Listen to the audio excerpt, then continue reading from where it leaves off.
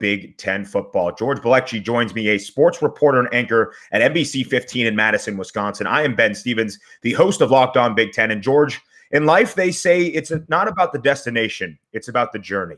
And this journey through the Big Ten football regular season has been a winding road, but we have made it to the final weekend. 8 weeks later, we are here for the regular season finale of Big Ten football. There is snow on the ground where you are in Madison, Wisconsin. There is snow on the ground at Kinnick Stadium in Iowa City. There is snow on the ground at Memorial Stadium in Lincoln, Nebraska. It is fitting to end the year of Big Ten football in that scene with some snow football today. We are excited to preview these 5 games on the regular season finale, the final Saturday of the Big Ten football regular season. And let's take a quick moment to appreciate the 3 teams that are about to play 8 games with given zero wiggle room, zero room for error, but 3 teams that are about to make it through the Big Ten regular season completed before they get to the Big Ten championship week next week. I think a little round of applause. Who are those 3 teams, George? Well, Penn State. Yep. Michigan State. No. I'm an idiot. Michigan State, I can't. Penn State, Rutgers. Yes. And I'm missing Rutgers the third. Football, and then Iowa in the Big Ten West. That, So in the Big Ten East. That was not to stump you, by the way. That was more to give a shout out to those 3 teams. We have Penn State that will play all 8 games. Rutgers will play all 8 games because Rutgers football and Big Ten football are synonymous. And Iowa in the Big Ten West ends it with the Heartland Trophy. And of course, a reminder, join us in the chat. Give us your feedback. Give us what you're looking forward to on this final Saturday of the Big Ten football regular season. And right on cue, our guy Ben Kenny with some love for Jack Cohn. He is undefeated in snow football games. Might he play today in the Heartland Trophy, the battle between Wisconsin and 16th ranked Iowa? Probably not. Probably going to be Graham Mertz that starts, but we will have to see. Ben Kenny, thank you as always for saying hello and joining the chat. So as we continue on here on the Locked On Big Ten Game Day Live show, I think, George, we need to start with the overall conversation that has dominated the Big Ten storylines all weekend long. Ohio State versus Michigan. The game has been canceled, of course, as well as the Old Oaken Bucket, but the focus is on the Buckeyes in the rule for the Big Ten title game, that 6-game minimum number being taken away, revoked by the athletic directors on Wednesday. Ohio State will be the Big Ten East champion, playing Northwestern a week from today in the Big Ten championship game. We have given our thoughts, we have given our reaction, but just some final words here before we preview all 5 games in action today. Well, Ben, from the conference that came out and said in August they will not be playing football in the fall and they will not revisit that decision, for them to go back a month later and take that decision back and literally line up everything so Ohio State can be eligible and play and get the resume they need for the college football playoff. Because when you have a season that ends on December 19th, and then the final selection Sunday for the college football playoff is December 20th. We knew, and if you were paying attention all year, everything lined up for Ohio State to get into it. So for them to take away an arbitrary rule to only help the Buckeyes build a stronger resume and to give their best bet, the best chance possible to get into Indianapolis on December 19th, to me, it was no surprise. Yeah, and really for me, you've heard my reaction all week long on the Locked On Big Ten podcast as well. My thought here is this. Ohio State now has another idle week before they go into that Big Ten championship game. For them, for the Buckeyes to be competitive in the college football playoff, regardless of how the country feels, regardless of how the CFP evaluates those data points, Ohio State needs game action. They need game experience if they want to be rivaling Alabama, Clemson, Notre Dame by the time we get to New Year's Day. Ohio State themselves need to play some football. They will get that opportunity next weekend in the Big Ten title game, a noon Eastern kickoff, a big noon kickoff against Northwestern in that Big Ten championship game. And speaking of those Wildcats, Northwestern, the Big Ten West champs, are in action today. The Battle of the Hat, the Land of Lincoln Trophy against Illinois, the 114th meeting all time taking place in Evanston today. Northwestern, Georgia, in my opinion, needs to prove something today. They need to show something that, hey, they are ready for this big challenge against Ohio State next week, especially on that offensive side of the ball. Yeah, because we know what the defense is going to come with. We know what Mike Hankwitz is going to bring. And I was one of the biggest stands of Mike Bajakian since he came into Evanston, especially when he had that 43-point output in his debut. But that was against Maryland. There's still so much to be desired. We know Ramad Chokia Bowman has big playability, but can he take the next step? Same thing with Peyton Ramsey. 6th in the Big Ten in yards, but of course everyone's playing different games. But 5.7 yards per attempt or yards per completion, lowest in the Big Ten for quarterbacks that qualify, and he's 5th most in interceptions.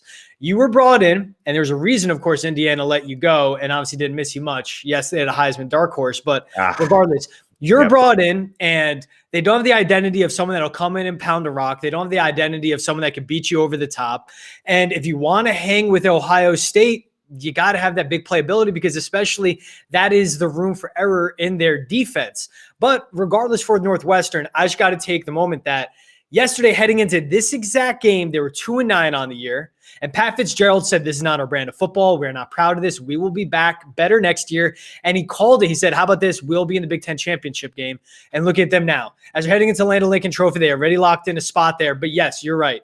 They have so much to prove. If you want, this was a team that at one point we thought would possibly get into the college football playoff. Great point, But George. in reality, yes, they get upset by Michigan State. But heading into this game, what can you do? Does anyone expect them to beat Ohio State? No. But can you hang with the Buckeyes? That's a big question. This defense is great. I love their linebacking core, led by 3 upperclassmen, studs at every single level. But when it comes down to it, you need to have offense in today's college football game. You need to have some semblance of it, and they don't have it.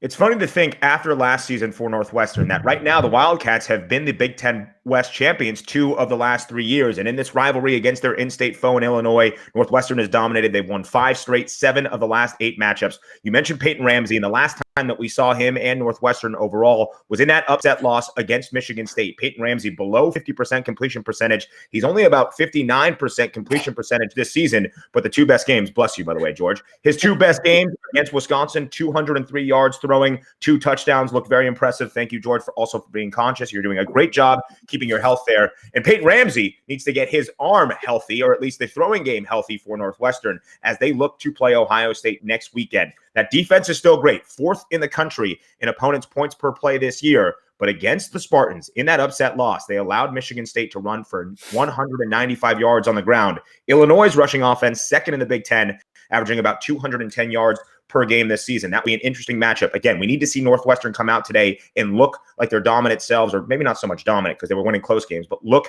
like they did early on in the year when they were unbeaten and had those hopes for the college football playoff. Another big showdown in the Big Ten West today is the Heartland Trophy, George's area of expertise as he covers Wisconsin each and every day. The Badgers on the road in Kinnick Stadium in Iowa City, taking on 16th ranked Iowa.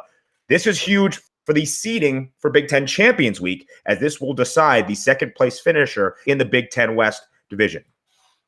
Yeah, and what's been the hampering for Wisconsin? They're still the favorite on the road in the snow, and Iowa's ranked in the college football playoff while Wisconsin has fallen out of the top 25. But what's been the Badgers' demise, it hasn't been their defense the past 2 weeks. It's just been their offense when it comes to execution, penalties, turnovers, having 7 turnovers over the last 2 games, scoring just 13 total points. And that's going from an offense that did the last 2 weeks compared to their first 2 games, averaging 47 points per game. Right. What is interesting about this game, and Iowa has one of the best defenses in the conference as well, led up some of the least amount of points. They're 14th in the nation, allowing 17 points per game, 15th in the nation, allowing 326 yards per game. But to me, the big question is on both sides of the ball, what offense will you get? Iowa's led on the ground game by Tyler Goodson. For Wisconsin, their best player over the last 2 games has been Jalen Berger on offense as well. They got to give the freshman the ball. Shout out New Jersey running backs, keep the pipeline strong. But for Graham Mertz, he's had those growing pains. Yeah, he was amazing in his debut. That's what you expect from a freshman. Go check with the Sooners down in Oklahoma and Spencer Rattler. As good as he's been, he's had his growing pains as well. I'm just saying. But for Iowa, as much as everyone's saying they're at home, they've won 5 in a row, they got an elite defense too. Spencer Petras still hasn't shown a lot to me either. Make him beat you. And Jim Leonard, it's always been his MO during his entire time as defensive coordinator in Madison. You stop the run first. I expect them to do that today, and I don't expect Spencer Petras to beat them. Snow on the ground at Kinnick Stadium. It is going to be the most classic, ugly Big Ten game imaginable. 2 great defenses, Wisconsin pretty much leading every statistical category across the Big Ten Conference, but Iowa's right behind them. Iowa's 6th in the country in opponents' points per game. That is just 1 spot behind where the Badgers defense ranks at 5th. That ground game has been good in this 5-game winning streak, averaging 193 yards in these 5 wins. But, George, this game also important as you look at Big Ten Champions Week, as we think we're getting a 2 versus 2 matchup. And there has been some talks that the battle for the axe between Minnesota and Wisconsin might be rescheduled for next weekend. But if Iowa and Indiana play next week in that 2 versus 2 matchup in Big Ten Champions Week, that could be important for the Big Ten's bid for a New Year's Six Bowl outside of Ohio State making the CFP. As I see it right now, the Athletic Stuart Mandel has said that Indiana will be that New Year's Six Bowl bid from the Big Ten playing in the Fiesta Bowl. Iowa slated for the Outback Bowl right now on January 3rd, but that could change if Iowa wins 6 straight and then goes and plays Indiana next week, assuming the Hoosiers can get back healthy for Big Ten Champions Week. Yeah, I agree. And even Barry Alvarez, he met with the UW athletic board on Friday, and he said matchups, dates, times, and opponents, it'll all be announced Sunday for the Big Ten. And he's like, why would that have to be announced on Sunday if it's just we would know by the end of today? Of course, he said he hopes to see Wisconsin host Minnesota. Game would likely be at Camp Randall. Barry Alvarez isn't a guy that'll just say something that you want to hear. He'll follow through with it. And he said under his watch, he will not let this rivalry not be played this year. So I think, to me, that says volumes of what's likely going to happen. But you're right with the crossovers. And I think that's the biggest part for Indiana not playing this week against Purdue. Tough to see the Old Oak and Bucket not be played this year. But at that point for IU, they got to look and they have to say, if we shut down now, is it better for us to get into a bowl game? Because they are in the realm of playing a New Year's Six bowl game. And it's been a while since they've even won any of those New Year's Six bowl games. So I think that was a big move for them. And you're right, there's ramifications, and then Iowa as well. They would love to play spoiler, especially with all the questions they had this year, everything they've gone through this offseason. For Kirk Ferentz to come out and say, hey, we're back to New Year's Six bowl eligible. We don't have any big name guys. We just go out and play Iowa football. I think that'd be the biggest win for them overall. I know Iowa is very happy. They have won 5 games in a row. I know they are looking forward to this rivalry game against Wisconsin in the Heartland Trophy battle today. But I know Hawkeye fans are also looking back at the beginning of the season. How did they lose to Purdue in that opener? How did they let Northwestern come back in that second half? They very well could have been the Big Ten West champions without that. Another Big Ten West battle. We're talking trophies, right? We're talking the Heartland Trophy. Sure, we don't have the game in the Old Oak and Bucket, but we have the $5 bits of broken chair, as I learned just a few days ago, between Minnesota and Nebraska. And coming to you live from Memorial Stadium in Lincoln, Nebraska, it is our man, 2 shows, Connor Happer, the host of The Drive and The Recruiting Hour at 93.7 The Ticket in Lincoln, Nebraska. We bring in the 3 box. We get rid of this graphic. And there we have Connor Happer joining us from the press box at Memorial Stadium? Yeah, a room right behind the press box. We're close to the press box anyway. What do we have on the docket in terms of the media spread today, in terms of the meal you guys have? It's box lunches in 2020. So I got like a ham sandwich on a ciabatta roll. Pretty good. Are you excited? I mean, listen, you can't complain, though. You're there covering Nebraska as they get ready for this regular season finale against Minnesota. Now, Connor, we haven't seen the Gophers in what feels like forever. 2 weeks off due to a large COVID outbreak within their football program, but they are back. They are ready to take on the Huskers today. What do you expect out of this game between Nebraska and Minnesota? Well, Minnesota's got a lot of guys out coming back, like you said, from their COVID absence. So I think they're going to be without 30-plus guys today, a couple starting offensive linemen. I was looking down on the field just to see what their situation was. I was actually looking for Fa'alele, their big, 6'8", 400-pound guy. I don't see him out there. So that's going to be another one that they're going to be missing today. But Ibrahim's here, Tanner Morgan's here. So that's kind of what's made them go this year. I don't know what we'll get from Minnesota. Nebraska's been playing better lately. They've been better on offense the last 2 weeks against Iowa and Purdue. So I expect they keep that rolling against Minnesota defense. That's been pretty tough. Pretty not the opposite of tough. They've been pretty bad.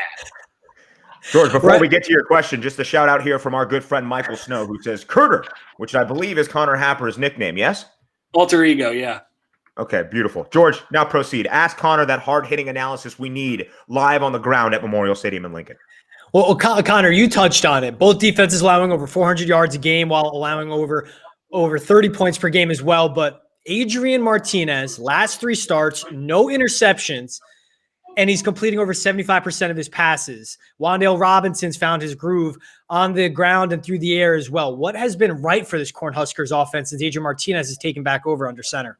Yeah, I think that's it. Adrian, had a week or two to kind of think about it a little bit, and he came back and he was a better player from there after he had to take back over for Luke McCaffrey. So he's been more confident. That started with an 18 of 20 performance against Iowa. He didn't do much in that game, but he completed 18 of 20 passes, which was a school record for completion percentage in a single game there. And then he backed it up, and they actually took some shots down the field last week. They gave him the keys to the offense a little bit. He got better week by week there. So if he can get better today, now the questionable deal today is the weather. We got a lot of snow overnight, in Lincoln. It's windy, a good strong wind coming out of the north.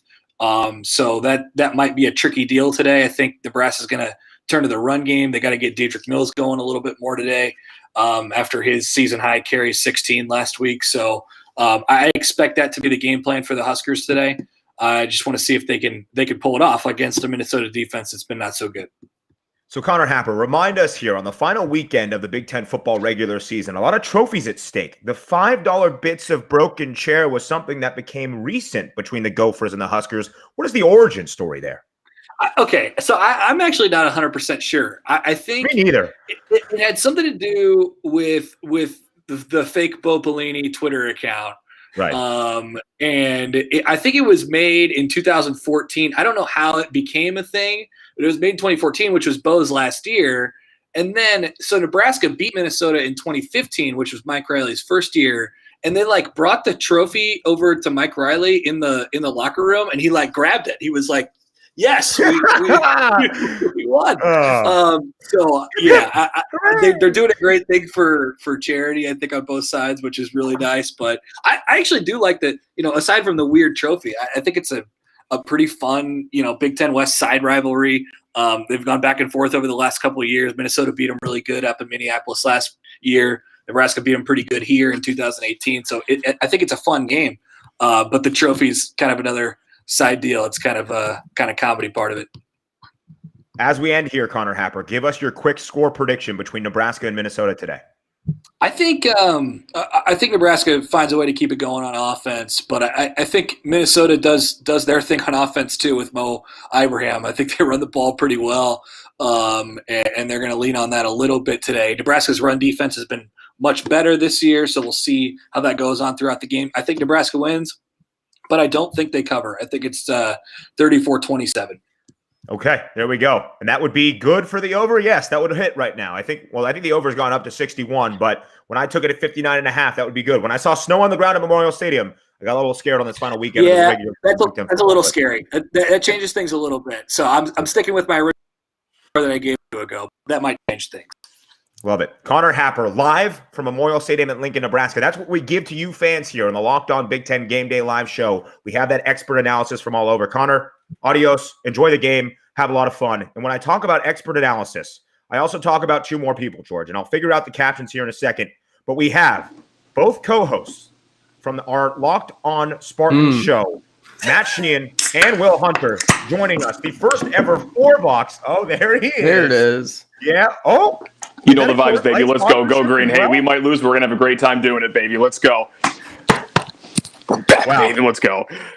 Guys, I told George in our pre-production meeting yesterday as we're planning out the rundown, we're going to probably have Will and Matt on for about 6 minutes. We might say 2 words. I think this is now your pregame show. Take us away. Get us set for the land-grant trophy between Penn State and Michigan State today. Pain. Right? Is that a good start? It's a lot of sadness. A quick game for sure. Yeah. Offense didn't do too great last week. Their first 7 drives included a longest drive of 5 plays. They did that twice. That was very cool. With Penn State running the ball roughly 87 times per game last 2 games, I expect this game to be over at 1:15 p.m. Eastern time. Mm-hmm. So yeah, that's what I'm expecting for today. We normally bet over-unders with point totals. If you could bet the time of this game, like the national anthem at the Super Bowl, under. This thing's going to be over in 86 seconds. If Penn State throws the ball once, it's just a bad idea. Clifford shouldn't be throwing the ball to anyone. Michigan State probably shouldn't be throwing the ball much either. No. We got Peyton Thorne in, which I don't know if you want to talk about that. My caption, I put Peyton Thorne season. Yes. We're fired up, baby. You sound it. Yeah. George, do you have any questions about Peyton Thorne, the new signal caller for Mel Tucker's Michigan State offense? What's the inside scoop on him? What gets him rolling? What gets him to tick? Is he a killer, a cold-blooded killer? I don't know. He can throw a ball accurate between the line of scrimmage and 10 yards down the field, which starting better than Sean Clifford then. Yeah, better than Sean Clifford, better than Rocky. So it's something. Rocky's strength was the deep ball. That was it, pretty much, as far as the passing game goes. End of strength. Hopefully can fill in the blanks over there. Maybe he could throw an accurate slant. Yeah, that seems pretty cool. I don't There know, like was- a nice little skinny post route to mix it up. Yeah. There was a point against Ohio State where Thorne was like 11 of 11 for 56 yards, and Mhm. Michigan State fans were dying with excitement was over great. 5 yards per attempt because I was about to say, yeah, that's just how it's been. It's just you have no been- idea. Oh, so when the quarterback throws the ball and somebody wearing green and white catches it, it's a win. I don't care if it's 2 yards or 3 yards or 75. Yeah. But you gotta going. you got to give love to the guy that brought Paul Bunyan's trophy back to Oh. East Lansing. He's come on. still a legend. Yes. He He's a legend will always forever. be somewhat of a legend. You know, it's been pretty not good for 5 other games for him this year. But you know what? Those 2 games, the Northwestern game and the Michigan game, yeah, that's my man. I'm a Rocky defender. I get crap for how I feel about him because he's honestly made like 6 of the best throws I've seen a Michigan State quarterback make in the last decade.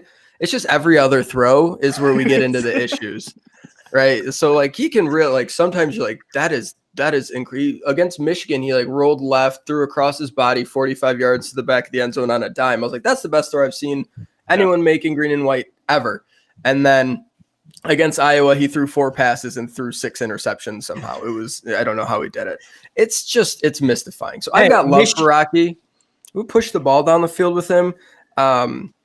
It's just all the other stuff that makes it tough. And, you know, he's hurt now, so we don't really know if this is a switch or if he's just like out because of injury. But yeah, you know, it hasn't been great offensively for the most part this year. Michigan State this year, you guys did not show up to a single class, did not turn in a single assignment, but the midterm for Michigan and the final, Northwestern, you showed up. That's all that matters. Just like my college days, like you show up to like 3 lectures the entire year, and you just ball out in the last week when it finally counts. Yeah, you just complete a Hail Mary. You just bombs away. C, B, A. You're filling out your Scantron, bombs away. Sometimes you're gonna hit. Mm-hmm. Yeah, if you enter C on every bubble, yeah, you're gonna hit at least science. That exam, baby. That's science. Yeah. It's facts. So that's what I was going to ask you here. As we recap year 0 of the Mel Tucker era in East Lansing. Can we go year -1? -1? I thought we almost got to 0.5 after the Michigan win. I want to back it up. We got some time. All right. So how would you guys describe, or in a summation here, how would you sum up year -1, year 0, year 0.5 of Mel Tucker's reign at the helm of East Spartans football program? Well, do you want this first? Because I can go for like a straight minute without interruption or even taking a breath. Yeah, it was fine. Like, got a couple nice wins. You beat Michigan on the road. You beat a top 10 Northwestern team. I would have appreciated just like regular losing to Iowa and regular losing to Indiana instead of just getting demolished by those teams. Like, you know, 6-point loss. Yeah. That would have been fine. I don't know if they're able to somehow beat Penn State. You go 3-4. You beat Penn State, Michigan on the road. You beat a top 10, top 15-ish Northwestern team with a very limited roster and just issues all over the place during a pandemic. It's not the worst thing. Like, I could think of a lot worse things than them having a 500-ish season. Then you play Nebraska in the crossover, and we know they're not any good. So maybe you can get to 500 on the season, and then we start building the Mel Tucker statue. Yep. 50 feet tall, too. Like, we're talking Statue of Liberty style height for the statue. Matt, before we get to your 1-minute rant that will cap off our land grant trophy preview between Penn State and Michigan State, do you guys know what our friend Austin Tucker is asking here? What did y'all think of the Rockets? The Rockets. Is that specific to you guys? No? No. Rockets. Okay. I mean, it was kind of whack the way they, you know, like made James Harden look like the bad guy. I mean, he's not happy. Right. You got to take care of your star Toledo player. Rockets. Yeah, maybe it was the Toledo Rockets. They got good helmets. I saw they got some alternates today for the Glass Bowl. Well, Austin Tucker, thank you for joining the Locked On Big Ten Game Day Live show and asking a question about presumably the Houston Rockets. And we wish James Harden the best. All right, Matt, your minute to preview. No, I mean, honestly, like, and the Mel Tucker era. It's such a boring answer, but Will said it best. Like, it's fine. You know, everything with the pandemic, he got to coach his team for about 16 seconds before the season started. We didn't have high hopes to begin with, but you also really still didn't meet those hopes with a bad Rutgers game and then not showing up for any of the other losses. However, you take that and you divide it by that game, the Michigan game, and the Northwestern game, another top 10 win technically. You add that all up, divide it by 0. you get a fine season. Like, there's been some really bad this year, but there's also been some really, really great fun times so far. And recruiting is going okay considering everything. I would even say maybe bordering on good considering everything. It's not going to be a banner class, but just to even have like a top 30 class going on in this pandemic, you don't even have kids visiting your school because you started so late and so close to the whole quarantine cutoff. Yeah, that's my very hot take, sizzling answer. Matt, can you say the last name of the kid they're about to flip from USC? Naui Okiaka. Almost. Yeah. Can you say what? His name is Naui Teote. Naui Teote. You were close, Matt. You were very, very close. I got the first syllable right. I think that was it. Matt, who's the baby picking? Who's the baby got? Sorry? Who's the baby got? Newborn. Oh, who? Oh, God. Oh, your son, Matt. I put it right as MSU onesie today, and for once, like when I actually dressed him, he didn't start crying. So hey, so we've got the Spartans today over here in this household because usually I put it on, starts crying immediately. You are so elated to face Penn State, you forgot you had a child. I love it. I know. Listen, when it's Saturdays, I just tune out. It's wife, child. No, please. What about in the Hunter household? The hottest of hot take artists. Yeah, maybe Hunter. He's having a rough morning, so that doesn't bode well for the folks in green and white. If I had to like try to translate what he does, he ruined a set of pajamas with a blowout. It's always good when that happens early. He's taking this Peyton Thorne news very roughly. Yeah. Then he's Lombardi guy till he dies, man. I told him, I said, Peyton's starting today, buddy, and he just started crying. So I'm not feeling great. Well, you know what we can end off this time with, having both the co-hosts of Locked On Spartans. We're ready to go for Big Ten football with the only beer out there that's made to chill, and that is Coors Light. So everybody, crack open a Coors Light today. Get it at get.coorslight.com. I think this is extra ad revenue. We will enjoy some Big Ten football. Matt, Will, wonderful stuff. That was a lot of fun. George, did you enjoy your first experience with the co-host of Locked On Spartans? I don't want it to end. We can just hang out. This is going to be more entertaining than anything that's going to happen on the field in Happy Valley, if we're being honest. I can't dispute that. Yeah. You guys want to join us for the game picks? We got to talk about Rutgers and Maryland real quick and give them a made-up trophy. But you can join us for game picks if you want. We could just round this out with a 4-shot. That's not an issue. Can the Maryland Rutgers trophy be a half-eaten plain bagel? No. With Jim Delaney's name like scribbled on the bagel in Sharpie too. No, we have to go to the native son of New Jersey here to give us at least. Okay, yeah. Excuse me. So George Gillespie, take it away, please. It is an everything bagel with sausage, eggs, and cheese on it. Half eaten, I'll give you that.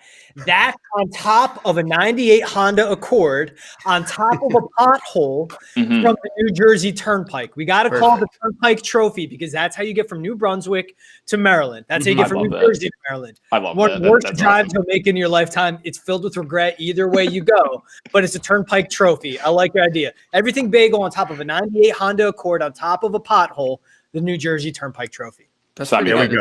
As long as the bagel's half eaten, I'm in. Because there's got to be a little bit of sadness with this rivalry. I would still eat half-eaten everything bagel with sausage, egg, and cheese on it, though. And I would still watch. I would still do it. Yeah, and I would still watch Maryland and Rutgers, but I'm not going to be like, you guys got to check out this football game.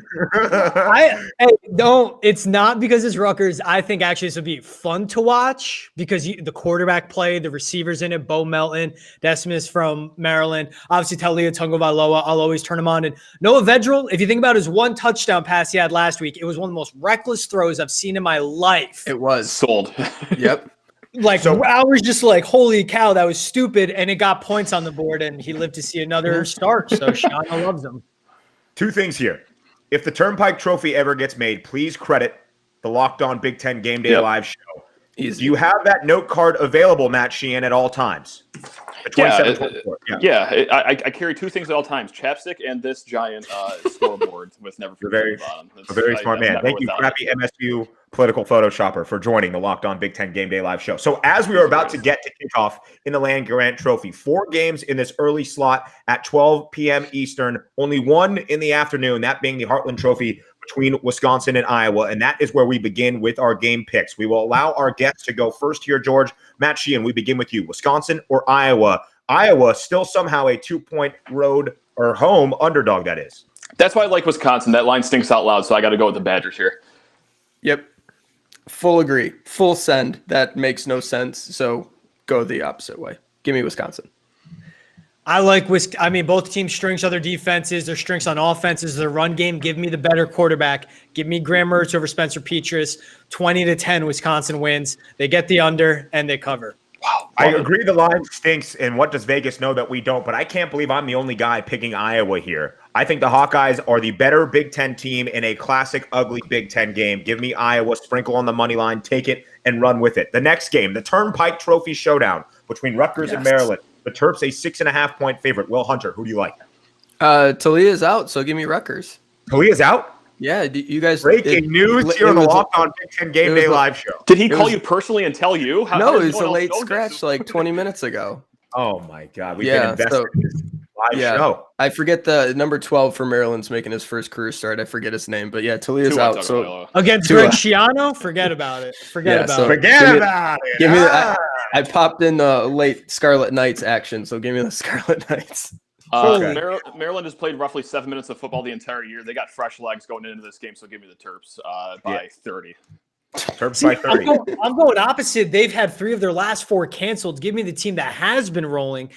Now I think the under hits, but give me Rutgers. I'll go 42-24, and they cover. Rutgers' defense still is not great. I think Maryland's offense, without Talia, it's going to be tough. I don't know. Jake Funk is back. Jake Funk is okay. Whatever. We'll go Maryland covering. I think it's a lot of fun. I think there's a lot of points scored. There we go. Why not? All right. Minnesota and Nebraska. We have 3 games left to pick here. We're almost getting the kickoff in these early windows. So we have Minnesota, Nebraska. The Huskers an 8.5-point favorite at home. Snow on the ground at Memorial Stadium. George, does that affect your opinion? No, I still think Nebraska wins this one. I think they've been playing. They've been consistent. They haven't been locked down. I love Adrian Martinez not turning the ball over. I love Wan'Dale Robinson just getting the ball in space. And Minnesota has to figure out how to live without Rashad Bateman. No matter who you're playing, how bad the defense is, that's a tough task. So I got Nebraska beating Minnesota 38-24. Matt Sheehan. So this is going to be like the 80th time Will's heard this, but ever since Mackenzie Milton has gone in the transfer portal, every Nebraska quarterback knows that they have a giant X on their back. So it is time to start performing. They did it last week in their win. I'm going to go with Nebraska here. They are performing for their jobs right now. That's my favorite line of logic all season. Is that there's like at least 7% truth to it. There might be. Perhaps more impactful. Minnesota's missing like 33 players, 33 scholarship players, couple starters on each line. They're down to 4 total D tackles and 2 tight ends. The moment you trust Nebraska is when everything goes wrong, but I'm still taking Nebraska.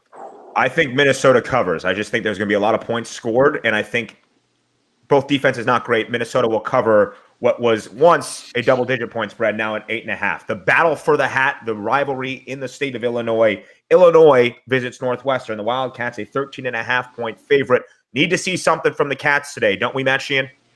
Yeah, I think their defense is good enough to obviously win this game, but I don't know if their offense is good enough to cover 13.5 points. So I'm going to go Northwestern outright, that money line, which is going to pay great. I think it's bet like $100 to win a nickel. And Illinois to cover the spread. Good teams win, great teams cover. Go Illini. Oh. Yeah, battle for Chicago's Big Ten team. Yes, absolutely. Let me just wait for the round of applause for that line. I don't know that Northwestern, outside of week 1, can't really beat anybody by double-digit points. So I guess Illini, I don't feel great about it. It's one of those dirty lines. I hate taking bad teams getting, points, but give me the Illini as I hold my breath. Or hold my nose. George? I'm not going to bet against Patty Fisher, Blake Gallagher, and Chris Bergen. I got Northwestern in this 27-13, so they do hit the under, but I got them winning by double digits. We also don't know who's playing at quarterback for Illinois, so tough defense if it's going to be Isaiah Williams to take on. Yeah. Will, do you know you're our breaking news quarterback guru here on the Locked On Big Ten Game Day Live show? That's true. Yeah, Brandon Peters I don't know. I mean, Rocky Lombardi and the MSU offense scored 23 on them, so yeah. That's a great note right there. Michigan State for 195 yards against Northwestern in that upset win for the Spartans. I think Illinois, which has a good ground offense as well, does enough to cover 13.5 points. We finished with it. Barely. As we're coming out of commercial, I think we are about to go live to Happy Valley on the ABC broadcast. It is the Land Grant Trophy. Michigan State, Penn State, the Nittany Lions, a 15.5-point favorite. Because Matt Sheehan is drinking the Coors Light, we start with Will Hunter. Penn State. Okay. Okay. This year has just been so weird and wacky for both teams that it's going to be Penn State 22, Michigan State 11. I have no idea how they're going to get to those numbers, but that just seems like a very 4 safeties and a field goal. Yeah, that's probably how we get to 11. But yeah, that just seems like such a great score for this season and really just tells the story of the season. But once again, good teams win, great teams cover. MSU is the moral victor in this game. So I like Penn State in this one. Kevon Lee, Devin Ford, they found their way on the ground, especially Lee, 5.6 or more yards per carry, 3 of last 4 games. Michigan State, like I said, they passed the midterm, they passed the final exam. Now they're just coasting. Get me to winter break, get me to Cabo or spring break. Penn State wins 35-14. Penn State covers, though. You think they're going to Cabo and winter break? That's kind of crazy. As we are about to kick off at State College, here's what I will say. I picked Penn State to win on the Locked On Big Ten podcast Friday preview, but seeing Gruff Sparty in action right now, I think Michigan State covers. That's how we'll end it here with a salute, a tip of the cap to Gruff Sparty as Michigan State, Penn State, and the Land-Grant Trophy has gotten underway. All 3 other games across the Big Ten Conference have gotten underway. The final weekend of the Big Ten football regular season is upon us. This has been the Locked On Big Ten Game Day Live Show. I am Ben Stevens, the host of Locked On Big Ten. We had the co-host of Locked On Spartans, Will Hunter, and Matt Sheehan, join us for pretty much the entirety of the final bit of the show, and then Jordan Fletchy, sports reporter and anchor at NBC 15 in Madison, Wisconsin. Gentlemen, this was the most fun I've had on a Saturday in at least a week, so thank you very much. this is the greatest. This is the best. I was going to say, I'm glad you went a week because we're going to have to talk about your life choices if this is the most fun you have on a Saturday. Yeah, I love every Big Ten football Saturday. All right, Peyton Thorne's about to take his first snap. Oh, my God. Everybody, Matt's baby's crying. Enjoy the regular season finale. See you guys. So long, gang.